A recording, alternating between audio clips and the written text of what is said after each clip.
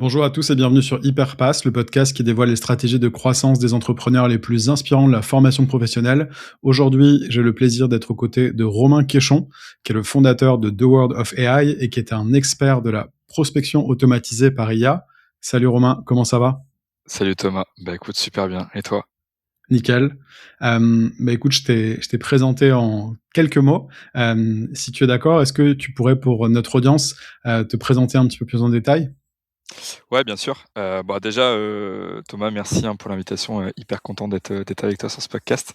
Donc pour me présenter rapidement, moi j'ai un profil qui est à la croisée, des sales, du growth marketing, de l'IA et du développement web. Ça fait à peu près 2 ans que je suis, freelance solopreneur. Avant de faire ça, j'ai eu pas mal d'expériences différentes et on va dire j'ai pas mal poncé le sujet de l'acquisition B2B. Et principalement de la prospection, et de l'IA. J'ai travaillé, première expérience dans un accélérateur de start-up à Paris et à San Francisco, où là mon objectif c'était d'accompagner des entrepreneurs en B2B à trouver leurs premiers clients sur leur propre marché. Ensuite, j'ai eu 2 postes de Head of Growth, donc dans une, scale-up, qui a levé 13 millions d'euros en série B. Donc je suis arrivé pile à ce moment-là pour structurer toute l'acquisition internationale de la boîte. Et ensuite, dans le secteur, du coworking, dans une joint venture de 2 grands comptes, Bouygues Immobilier et Accor, et pareil en charge d'à peu près 60-70 de l'acquisition B2B.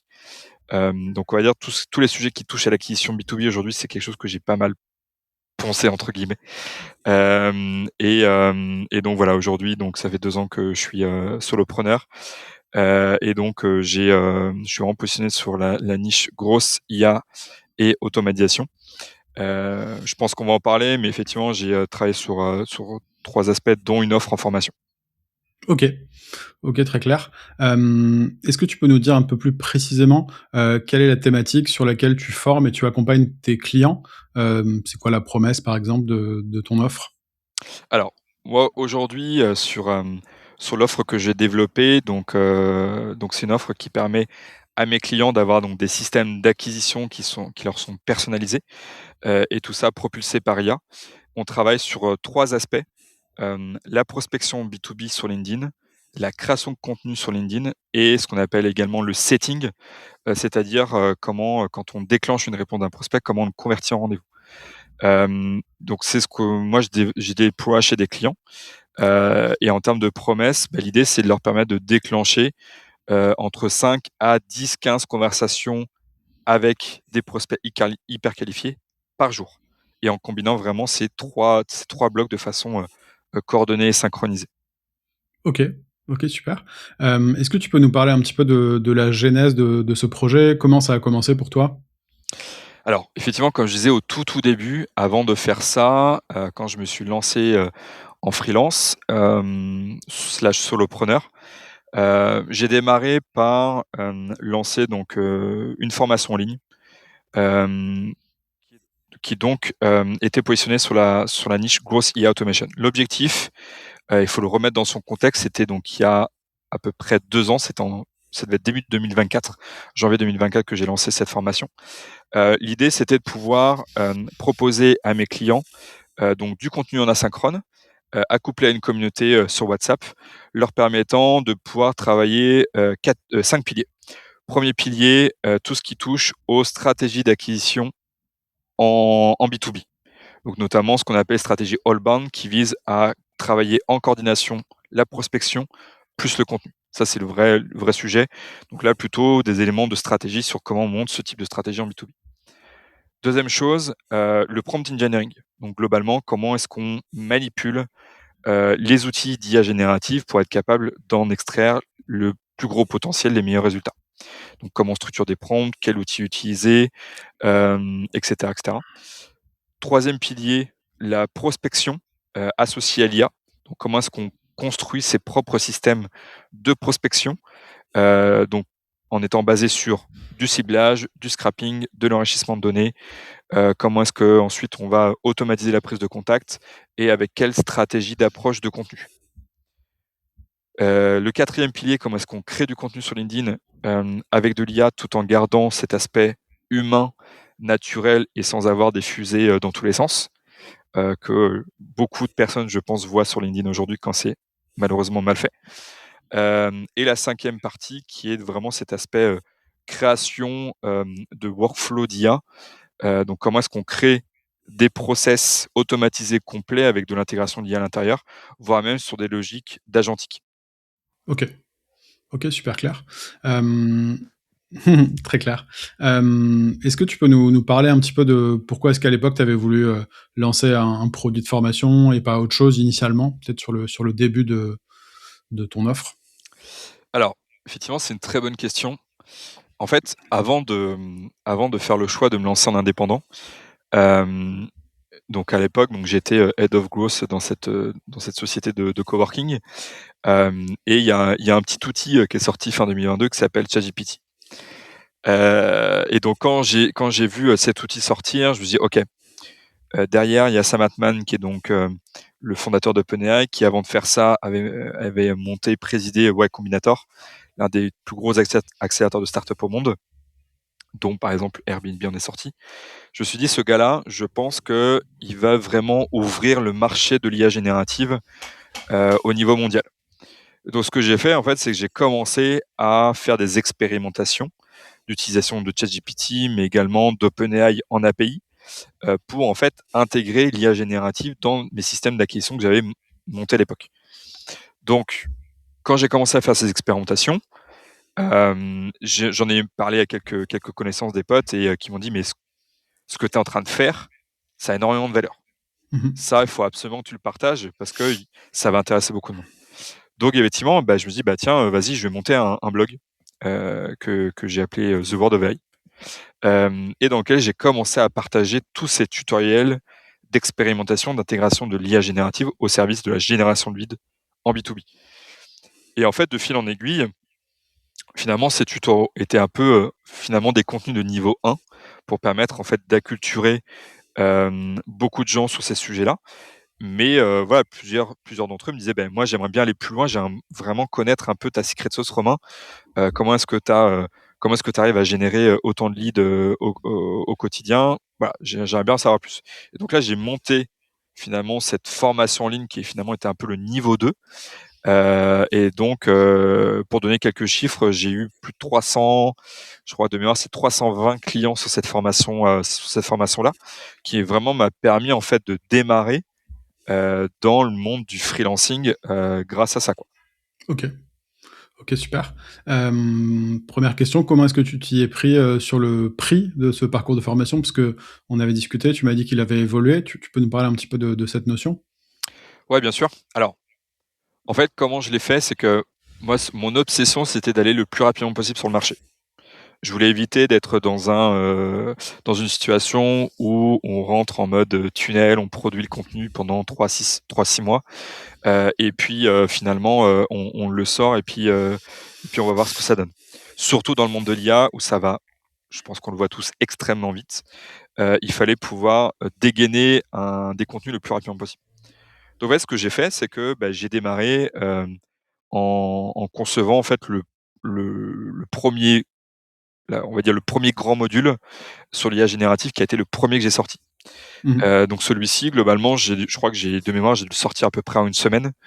Bon, je me suis buté, hein, sur une semaine, j'ai tout produit en une semaine, et vu qu'avant de me lancer en indépendant, beh, j'avais monté ce blog et j'avais fait en sorte de construire des stratégies lead magnets, autour de mes contenus, bah, en fait, j'avais déjà agrégé, de mémoire, ça devait être 2 000-3 000, inscriptions d'emails avant de lancer ce 1er pilier de formation. Mmh mh. Donc je savais que j'avais un gros asset à disposition, que j'avais en fait préparé un peu en coulisses et que je pouvais activer au moment le plus opportun. Donc j'ai construit ce 1er module de formation sur prompt engineering. C'était déjà, ouais, de mémoire, ça devait être, quasiment 20 modules, et que j'avais sorti à, je crois que j'avais fait un 1er prix hyper intéressant, hyper bas, 99 €, hors taxe. OK. Donc hyper accessible. Et là, mon objectif, c'était vraiment de faire rentrer, ben, un 1er pool de clients, voir si globalement, bah, c'était plutôt bien perçu, que la valeur était là. Et je crois que j'avais signé 15 ou 20 000 €, en un week-end. Ah, tu dois être content. Un truc comme ça. Faudrait que je refasse exactement les calculs, mais je crois que c'était quelque chose comme ça. Je me dis: «Waouh!» J'ai fait rentrer, Donc ouais, peut-être 100 ou 150 clients en un week-end. Et donc j'avais préparé le terrain en amont. Et donc derrière, je dis bah ok, du coup bah là je vois que j'ai une traction en termes de vente. J'ai des super retours sur le contenu. Je fais bon bah vas-y go, vas-y, je continue en fait, je développe les autres piliers. Et donc c'est pour ça que j'ai développé le pilier sous stratégie growth, stratégie all-bound, puis la partie prospection, puis la partie contenu, puis la partie automation, et en fait se retrouver accumuler aujourd'hui, je crois que c'est à peu près 120 modules au total. Ah ouais. Donc c'est une formation qui est hyper complète, qui vraiment aborde l'intégralité de ces piliers-là. Et pour en fait progressivement, j'ai du coup là aujourd'hui je suis à 549 € TTC. Ok. Euh, Ok, donc tu as multiplié quand même ton prix par 5, quoi. ouais, exactement. En fait, grosso modo, j'ai rajouté 5 fois plus de contenu, donc j'ai multiplié le prix par 5. Euh, et donc ça m'a permis voilà de pouvoir monter progressivement, tout en étant très très proche du marché, très très proche des feedbacks, très très proche des clients. Et puis voilà, en leur demandant tous les jours de quoi vous avez besoin pour aller encore plus loin. Donc Mhm. vraiment, j'ai co-construit cette formation avec eux. Et puis en plus, c'est vrai que j'avais construit cette logique de communauté par WhatsApp. Il y avait énormément d'échanges à l'intérieur. Donc c'était hyper riche, et ça m'a vraiment permis de construire à l'époque une des meilleures formations sur cette thématique. Et j'avais des feedbacks de clients qui avaient déjà pris des formations d'acteurs qui étaient présents depuis très longtemps, qui étaient très connus. Il m'a Mhm. dit clairement, ta formation en termes de qualité, elle est vraiment un cran au-dessus. Donc c'était Super. une petite satisfaction personnelle en plus. Top. Alors, tu mentionnais que tu avais trouvé tes premiers clients grâce à ta base mail, parce que tu avais commencé à créer du contenu en amont avec The Word of AI, qui était un blog au début. Donc, tu Exact. avais déjà un actif pour lancer qui t'a permis de générer les 1000, enfin les 100, 150 premières ventes. Comment est-ce que tu t'y es pris par la suite pour aller générer plus de clients sur ce parcours de formation? Alors en fait, j'ai toujours j'ai poursuivi un peu sur cette ligne-là, alors là, je parle vraiment côté contenu LinkedIn, Mhm. à vraiment avec cette double stratégie. Une première stratégie qui consistait à poursuivre la création donc de ces contenus, de ces tutoriels très opérationnels, ce qui a toujours été en fait, on va dire mon ADN et ma marque de fabrique. Beaucoup de personnes se sont lancées dans la thématique IA avec le fait de jouer sur bah tiens, il y a tel outil qui sort, ça va révolutionner votre prospection, ça va tous les emplois vont disparaître dans quelques mois. Donc ça, ce qui est beaucoup ce genre de discours. Moi, j'ai vraiment pris à contre-pied toute cette tendance-là, à dire bah moi, je vais vraiment documenter de façon très opérationnelle ce que moi j'expérimente au quotidien.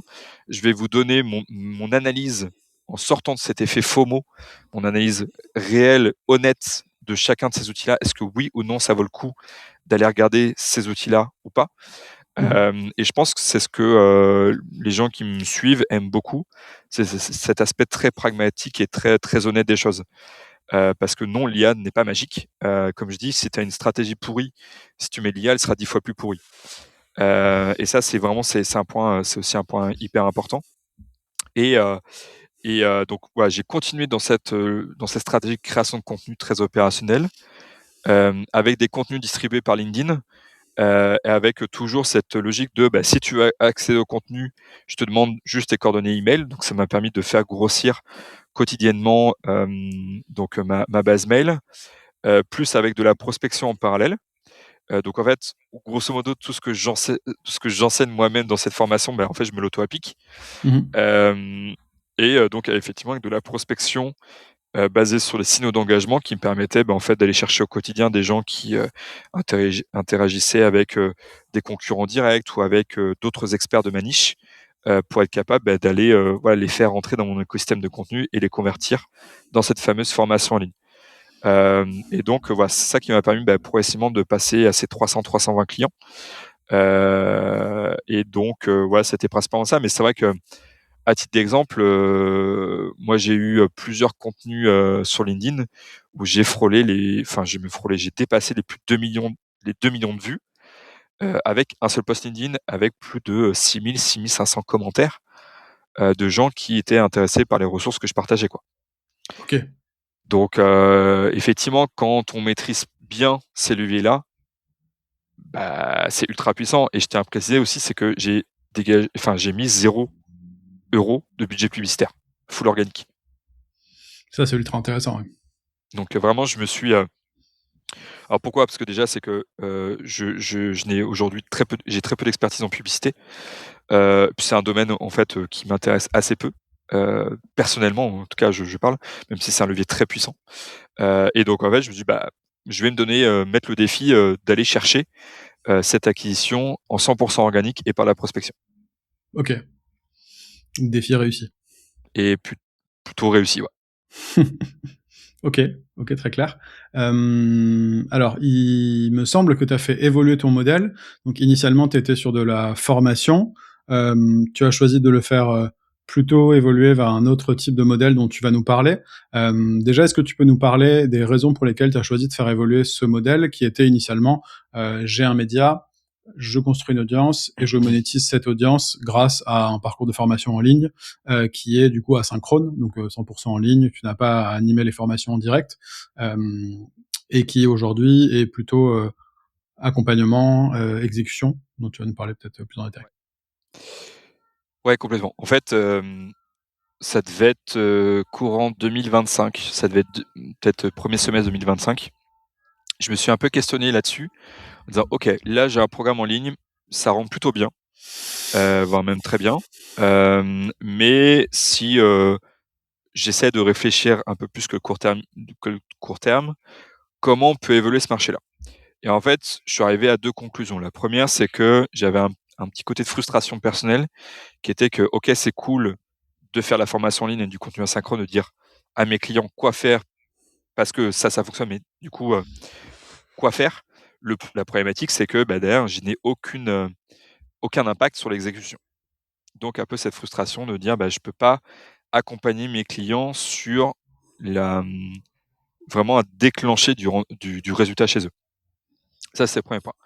2e point, c'est qu'avec l'IA, il y a aussi eu cette tendance de fond, que d'ailleurs on retrouve aussi chez quelques solopreneurs, qui est que, bah, finalement, on a tous accès à un super outil qui est, un ChatGPT, un Claude, un Gemini, ce qu'on veut, qui finalement sont des super assistants qui peuvent nous donner accès à tout un tas d'informations. Donc finalement, entre guillemets, «la valeur» d'une formation en ligne, elle est enfin en tout cas c'est ma perception, de plus en plus diluée, et réduite par rapport à ce que des outils d'IA générative peuvent donner en termes de réponses. Alors je dis pas que, ces outils donnent l'intégralité des contenus qu'il y avait dans ma formation, parce qu'il y a des contenus qui sont, on va dire exclusifs et qui sont liés à de l'expérience qu'on trouvera nulle part ailleurs, ni sur des chaînes YouTube, ni sur et encore moins sur les articles SEO sur lesquels, ou du Wikipédia sur lequel les outils d'IA générative sont basés pour être construits. Mais effectivement, il y a un peu cette perception en externe de dire: «Bah, pourquoi est-ce que j'ai à payer une formation en ligne alors que j'ai un super outil qui peut me donner déjà des conseils?» Donc il y a un peu ces deux choses, en confrontation. Je me dis: «Beh, comment est-ce que je peux aller, un cran plus loin?» Donc j'ai construit une 2e offre, donc que j'ai appelée, format bootcamp, qui finalement était un peu une étape, un peu plus avancée pour, bah, faire plus de coaching one to one, avec mes clients, de l'hybride en fait entre du collectif et du one to one, pour aller encore un cran plus loin. Mais j'avais toujours ce point qui était cette frustration de pas avoir suffisamment d'impact chez mes clients. Et donc c'est pour ça que je suis allé encore un cran plus loin. 3e offre que j'ai lancée finalement dans les 3 mois avec la mise en place donc, de l'Allbound AI System, où c'est vraiment un système clé en main, qu'on installe chez les clients, où là, pour le coup, on est sur un impact immédiat en 15 jours chez mes clients. Donc là, vraiment, cet aspect de pouvoir avoir un impact chez les clients, il est rempli. Et le Mhm. 2e également qui est, beh, est-ce que finalement l'IA peut venir, remplacer la valeur construite? C'est impossible. Pourquoi? Parce qu'aujourd'hui, l'Allbound AI System, pour, rentrer un peu dans la technique aujourd'hui, c'est donc, une plateforme qui permet effectivement, bah, d'avoir, comme je disais, 3 piliers: prospection, contenu et setting, tout ça, avec la puissance de l'IA. Et derrière, en fait, il y a une trentaine d'agents IA qui ont été développés et qui sont finalement customisés et activables selon chaque client. Donc c'est du 100 personnalisé. Techniquement, c'est hyper complexe. quand le client l'utilise, pour lui, ça lui semble finalement très simple. Et ça, pour pouvoir le reproduire, c'est quasi impossible. Et donc, vraiment, ce type de système, finalement, permettait de pouvoir répondre à ces 2 points, sur lesquels j'étais arrivé à la conclusion, au premier semestre 2025. OK. Donc pour synthétiser, émergence de l'IA, donc l'information est diluée. Ouais, Donc tu te dis potentiellement, ce que je produis un jour, ce sera obsolète ou tout du moins ça ira tellement vite que ce sera plus à jour, peut-être aussi. ouais, aussi. Et deuxième élément, tu veux avoir plus d'impact pour tes clients parce que peut-être aussi qu'il y en a une partie qui ne passe pas à l'action. Lorsqu'ils suivent une Oui, formation, ils vont se dire OK, c'est intéressant. Peut-être même qu'ils ne vont pas aller au bout de la formation. On sait qu'il y a une catégorie d'apprenants qui sont les gens qui achètent entre guillemets des kilos de formation où ils veulent vraiment avoir un volume d'heures et ils se gratifient d'avoir acheté en se disant OK, bah je suis passé à l'action, mais ils le suivent pas forcément et derrière ils implémentent pas. Donc deuxième élément, tu voulais avoir plus d'impact pour tes clients. Donc tu as d'abord sorti un programme d'accompagnement hybride qui était un mix entre du groupe et de l'accompagnement individuel ouais, pour c'est pouvoir avoir ça. plus d'impact. Et la dernière offre que tu as sortie, c'est plutôt le système clé en main que tu viens installer directement chez tes clients. C'est ça? Exactement, c'est ça. Ok.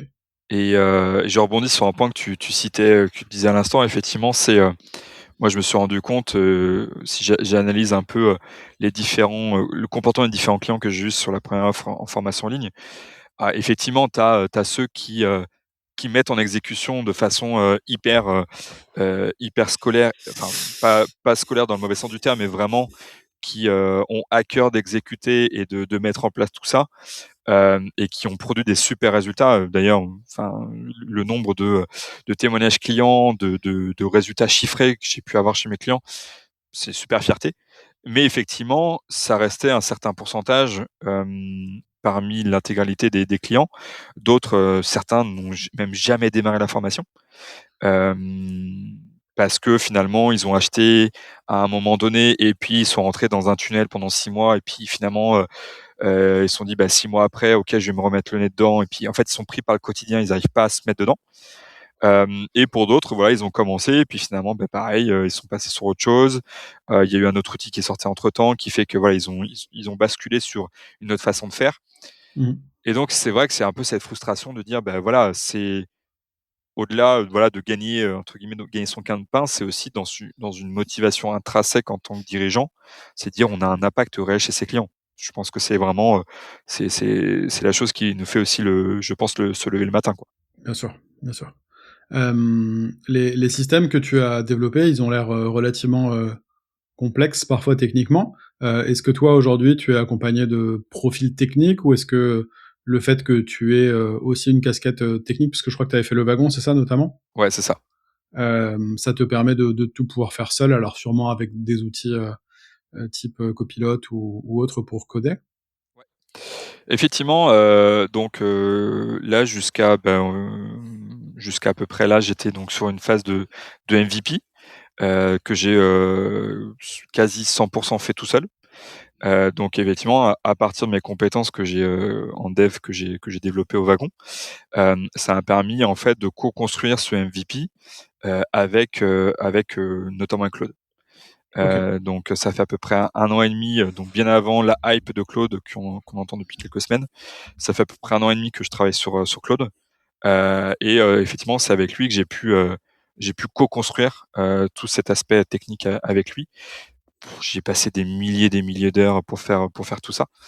Et là, je suis justement en train de rentrer dans une phase un peu plus, de scale avec une propre plateforme propriétaire et cetera.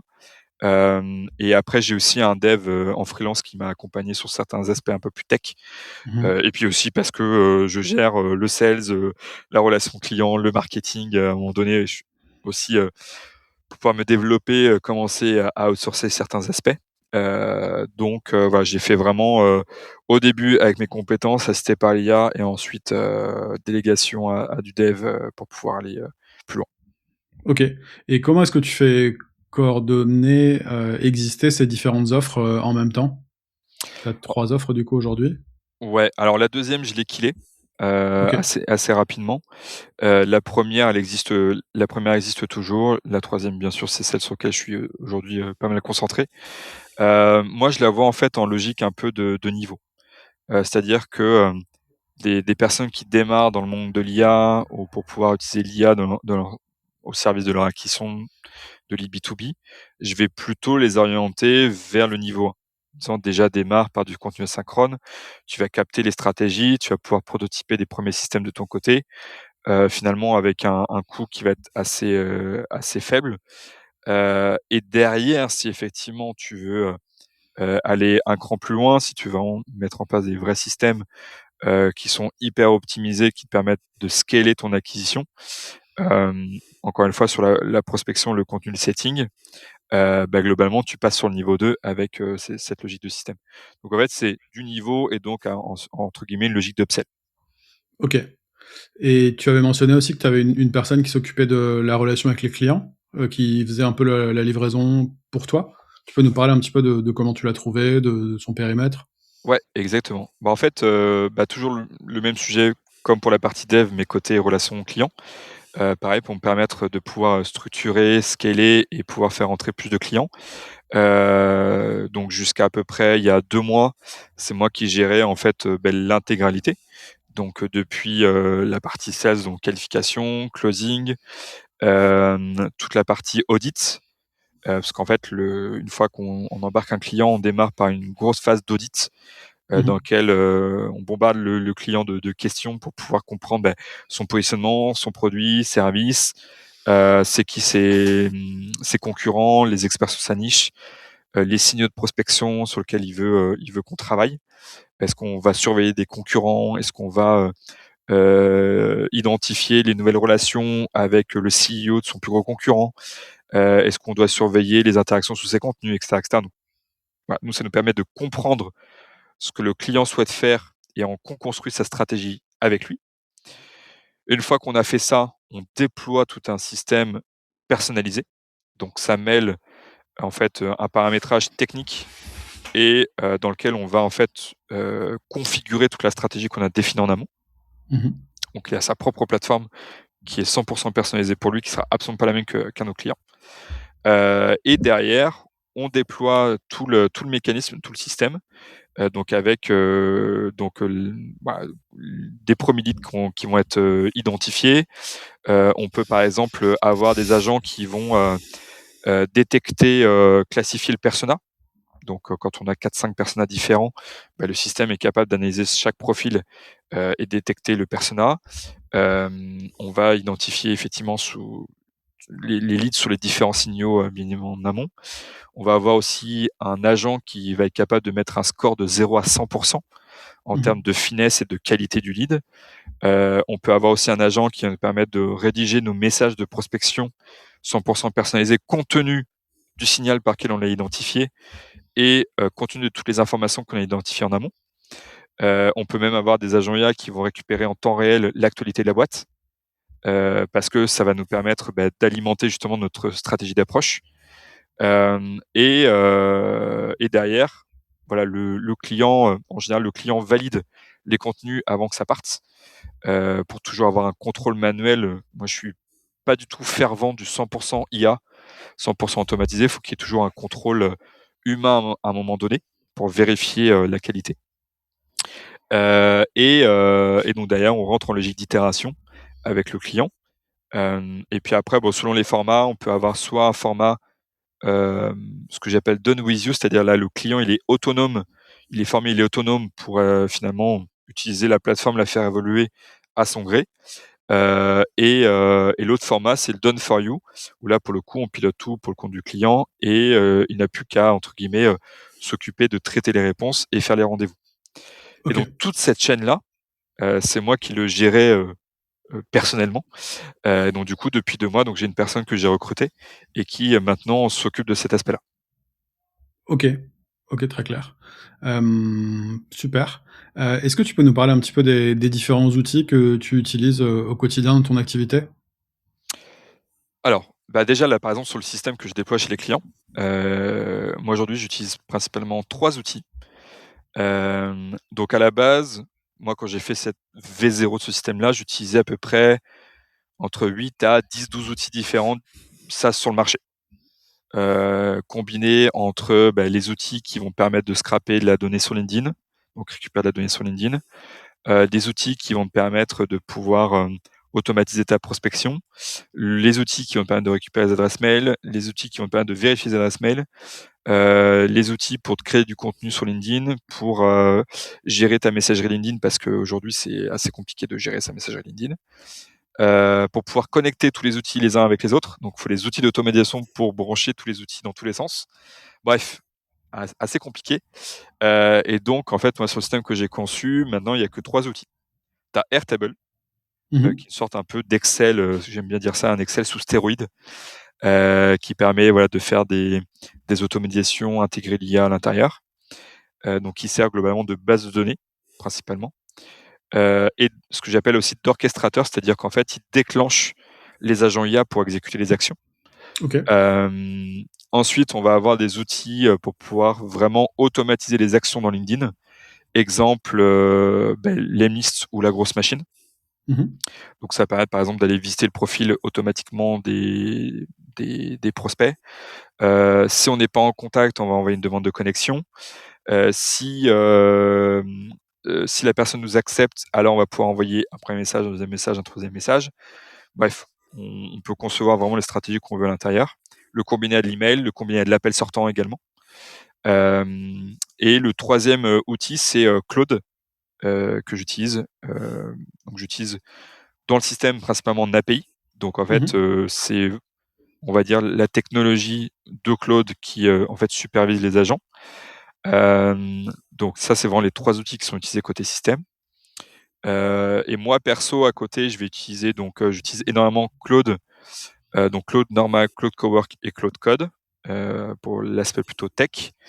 Moi je suis en licence max et vraiment je le ponce à longueur de journée. Ça m'aide vraiment pour tout. Qu'est-ce que j'utilise ? J'utilise System.io, que j'ai pas mal utilisé, notamment pour la création de landing page, tous les systèmes, modules de paiement, hébergement des contenus de formation. Maintenant, sur les landing pages et présentations en ligne, je suis passé sur Lovable. Donc, l'outil qui permet en fait de concevoir des landing pages par IA. Très très puissant. Vraiment, j'ai mis beaucoup de temps à passer de System.io à Lovable sur les landing pages. Et en fait, je me suis rendu compte qu'en 2 heures, j'avais reconstruit ma page que j'avais fait avant sur System.io, qui m'avait pris des jours en intégrant les modules à la main dedans. Il a été capable de tout reconstruire en 2 heures. Et vraiment, j'ai une landing page qui est hyper optimisée, dans lequel on peut vraiment tout construire à l'intérieur. On peut connecter à nos outils, à nos CRM, c'est hyper simple à faire. Et ça permet en fait, entre guillemets, de passer tous les coûts liés au développement, au webmastering, etc. Tout ça, on enlève tout ça. Ça, c'est hyper puissant. Stripe sur la partie encaissement, forcément hyper pratique. Qu'est-ce que j'utilise d'autre ? J'utilise Senja pour la récolte de feedback. Sur les témoignages texte et témoignages vidéo. C'est vrai que la partie témoignage vidéo, ça fait quand même un peu la différence par rapport à ça. Qu'est-ce que j'utilise d'autre aussi ? Ouais, j'utilise un petit module qui permet aussi de pouvoir afficher en temps réel quand des personnes achètent la formation. Ah oui. Donc c'est des petits modules qui permettent un peu de créer cet effet FOMO en disant voilà, telle personne basée à tel endroit vient d'acheter la formation il y a X heures. C'est proof source ou quelque chose du genre? Proof source, exactement. Okay. Ouais, proof source. Ça a plutôt pas mal marché. J'ai eu pas mal de personnes qui m'ont dit ah j'ai vu ça. Du coup, mais ça veut dire que vraiment ça marche. Il y a vraiment des gens qui achètent. Oui, il y a vraiment des gens qui achètent la formation. Donc ça crée ce petit côté FOMO. Qu'est-ce que j'ai utilisé d'autre ? Tela aussi pour la partie enregistrement en vidéo. Et pour pouvoir héberger les contenus en multidiffusion. Donc à partir d'un lien, d'une URL, hop, on peut multidiffuser partout dans différentes plateformes. Voilà, je pense que c'est à peu près tout. Après, bien sûr, d'autres outils, mais sur d'autres cas d'usage qui ont rien à voir. Ok, super clair. Toi, tu as une bonne expertise aujourd'hui IA et tu es à la croisée entre la formation et l'accompagnement avec tes différentes offres. avec un produit que tu es en train d'ailleurs de développer aussi. Oui. Si tu devais donner aujourd'hui un conseil à un dirigeant d'organisme de formation qui veut développer sa croissance, ce serait lequel? Ce que tu as pu retenir de tes expériences ou ce que tu peux donner aujourd'hui? En fait, je vais faire écho à une formation que j'ai animée, la semaine dernière à la CCI de Paris. Où là, pour le coup, on a fait, donc c'est une formation d'une journée et j'ai eu donc il y avait 25-30 personnes. Il y avait énormément effectivement de questionnements sur, comment utiliser l'IA, comment utiliser les agents IA. On entend beaucoup parler, mais concrètement, on a un peu du mal à voir comment ça peut s'intégrer. On a peur que ça casse l'authenticité, quand on crée du contenu, quand on prospecte, voire même vraiment une défiance, sur l'usage de l'IA. Et ce que j'essayais en fait de communiquer, et vraiment j'ai senti le changement de paradigme et d'état d'esprit à la sortie de cette formation, c'est que, hem, aujourd'hui l'IA, entre guillemets, on va pas avoir le choix. Va falloir y passer. Aujourd'hui, c'est pas le sujet de dire, l'IA elle va supprimer des postes et cetera. Aujourd'hui, je pense qu'il faut un peu relativiser par rapport à ça, mais je pense que le vrai sujet, qu'on soit salarié ou dirigeant d'entreprise, c'est qu'effectivement, une entreprise qui va utiliser l'IA versus une entreprise qui ne va pas utiliser l'IA, il va y avoir un vrai sujet, 1 de productivité, 2 en fait d'optimisation des coûts et de performance. Aujourd'hui, hem, moi par exemple, ma boîte elle est ce que j'appelle AI first. C'est-à-dire que quasi l'intégralité de mes process tournent à l'IA. Donc Mhm. aujourd'hui, ça me permet en fait, en tant que solopreneur, d'être capable d'avoir une force de frappe comme si j'avais une équipe de 5-6 personnes. À temps plein. Aujourd'hui, je suis solo, j'ai un freelance en dev, j'ai un freelance qui m'aide effectivement dans l'accompagnement client. Là, je vais recruter quelqu'un en sales, hem, mais ce sont des personnes qui sont à temps partiel, qui sont vraiment de façon ponctuelle sur des missions très précises et ce Mhm. sont des personnes que je ne peux pas remplacer aujourd'hui par l'IA, et que je ne ferai pas. Parce qu'aujourd'hui, c'est vraiment des points critiques sur lesquels, typiquement en customer success, il faut avoir de l'humain, en fait. Hem, donc là où j'en viens, c'est qu'aujourd'hui, heu, il faut intégrer l'IA dans sa boîte, que ce soit pour gagner en productivité, dans la sécurisation de ses opérations, mais aussi sur la partie acquisition de leads. Si vous le faites pas, dans quelques mois, ça va devenir réellement compliqué. Mais maintenant, il faut aussi le faire de la bonne façon. C'est-à-dire qu'il faut pas non plus tomber dans l'extrême inverse qui est de dire: «Je mets de l'IA partout et je vire tout le monde». C'est pas le sujet. Mhm. L'idée, c'est de dire effectivement, il faut le mettre en place dans des bons use cases. Il y a des use cases sur lesquels, en fait, effectivement, remplir des Excel à la main pendant des heures, c'est ingrat. 2, c'est pas gratifiant quand on le fait faire par quelqu'un de l'équipe. Une IA peut très bien le faire de façon assez simple. Donc toutes ces tâches qui n'ont pas de valeur humaine, il faut les déléguer à l'IA. Et sur la partie acquisition, effectivement, l'IA, ça fonctionne super bien en prospection. Alors pas forcément sur purement l'aspect, contenu de prospection, mais vraiment sur toute la phase amont, détection des leads les plus chauds, sur le fait de qualifier les leads les plus intéressants.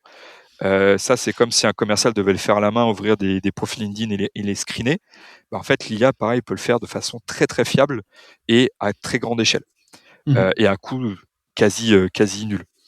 Hem Et derrière, en fait, le côté humain, on va le garder, effectivement pour, co-rédiger nos approches de prospection, prendre le temps de répondre à chaque personne, prendre le temps de faire, des bons rendez-vous de découverte en amont, prendre le temps de bien réfléchir sur des optimisations de nos stratégies de prospection, prendre le temps de prendre du temps avec nos clients. Et moi, je préfère effectivement, en tant qu'humain, passer ce temps-là ici, qu'à remplir, par exemple, des Excel de prospection. Ok. Donc se servir de l'IA comme un accélérateur et un multiplicateur de potentiel humain, C'est ça. plutôt qu'en avoir peur ou se dire ouais moi je sais pas, c'est pas très naturel, etc. C'est maintenant on n'a plus le choix quoi. Ouais, exactement, on n'a plus le choix et par exemple, moi, il y avait un sujet qui m'a assez marqué, c'est vraiment beaucoup de personnes ont dit: «Mais jusqu'à en gros début 2026, je fonctionnais beaucoup au bouche-oreille sur l'acquisition de nouveaux clients». Il dit: «Aujourd'hui, j'ai l'impression que ça s'effondre». Et du coup, je suis un peu paniqué parce qu'en fait, aujourd'hui, j'ai rien mis en place, j'ai toujours fonctionné comme ça. Et là, je me rends compte, qu'en fait, le bouche-oreille, il s'effondre. Et je pense que honnêtement, j'ai dû avoir 5-6 personnes dans la salle, donc quasiment 15-20% qui m'ont dit ça. Mmh. Et donc il y a un vrai changement de paradigme par rapport à ça. Et en fait, l'IA est un excellent outil pour permettre, justement de décupler, ces stratégies d'acquisition, en B2B, quoi. OK. OK, super conseil. Où est-ce qu'on peut te retrouver pour ceux qui voudraient en savoir plus sur, tes, différents, offres, et suivre aussi, tes conseils avisés? Idéalement sur LinkedIn, donc OK. Romain Quéchon, n'hésitez pas, vous pouvez vous abonner, sur mon compte. Je partage régulièrement, encore une fois, comme je disais au début, du podcast, des tutos, opérationnels, gratuits. Là, je vais sortir, très prochainement des choses assez cool, donc ce que j'appelle notamment les product lead magnets, qui permet, notamment de pouvoir donc distribuer des simulateurs pour apporter de la valeur à des prospects. Mmh. Donc ça va sortir, incessamment sous peu. Donc n'hésitez pas à suivre tout ça. Et puis après sur le blog de Board of AI, n'hésitez pas à aller voir les différents tutos et à vous inscrire directement sur le blog pour être notifié des prochains tutos par mail. OK, écoute, je mettrai, tout ça en lien, sur l'épisode, du coup, qui sera diffusé sur YouTube, Spotify et Apple Podcast. Trop bien. Merci Thomas. Écoute, merci beaucoup Romain, c'était super. Merci à toi. Merci pour l'invitation.